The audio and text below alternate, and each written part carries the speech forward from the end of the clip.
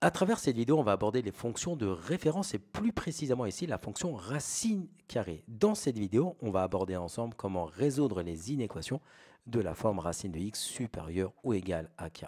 Donc ici, dans cet exercice, résoudre dans 0 plus l'infini l'inéquation racine de x supérieure ou égale à 2. Donc pour résoudre cette inéquation, nous allons nous aider de la représentation graphique de la fonction racine carrée.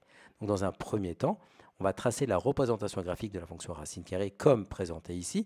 Donc vous, de votre côté, vous allez pouvoir le faire à main levée approximativement.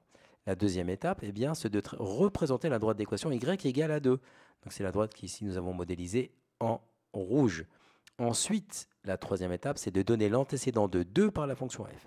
Donc il y a un point d'intersection entre la représentation graphique de la fonction racine carrée et la droite en rouge y égale à 2.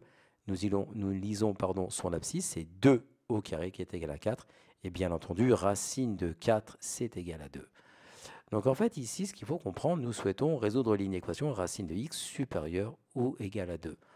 En fonction d'une valeur de x choisie, la valeur racine de x sera lue sur l'axe des ordonnées. Donc cela signifie que nous souhaitons en fait toutes les valeurs qui sont au-dessus de 2 ici. On souhaite avoir, en fait, c'est tous les racines de x plus grandes que 2, racine de x supérieure ou égale à 2, sont toutes les valeurs qui seront modélisées sur cette partie de l'axe des ordonnées. Donc en fait, ça correspond à la partie en bleu, autrement dit, de la courbe qui est au-dessus ou égale à la droite d'équation y égale à 2. Donc maintenant, on va modéliser cette information-là en cherchant, dans un premier temps, les x qui renvoient les racines de x supérieures ou égales à 2.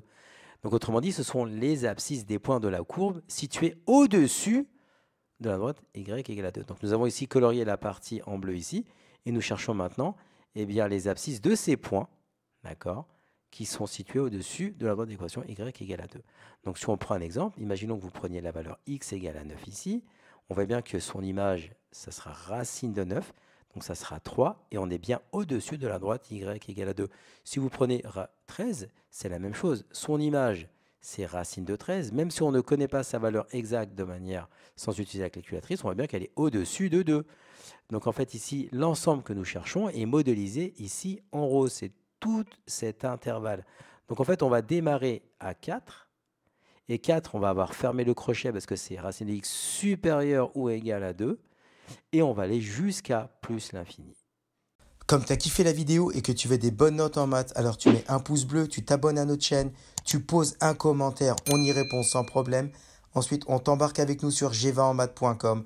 Des exercices corrigés, des détails de ouf avec ça. Plus d'excuses pour pas avoir de bonnes notes en maths. Et bien sûr, rendez-vous sur nos réseaux sociaux.